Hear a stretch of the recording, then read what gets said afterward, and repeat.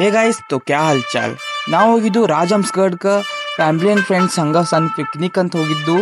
Rajhansgad ಬೆಳಗಾವಿಯಿಂದ 15 kilometre ಆಗ್ತೈತಿ. ಮ್ಯಾಲಿಂದ view ಮಸ್ತ್ ಕಾಣ್ತೈತಿ. ನಾವಂತೂ ಮಸ್ತ್ ಎಂಜಾಯ್ ಮಾಡಿದ್ದು. ನೀವು ನೋಡ್ರಿ ನಮ್ಮ ಬ್ಲಾಗ, ಮತ್ತು ನೀವು ಬರ್ರಿ ಇಲ್ಲೇ. Let's go.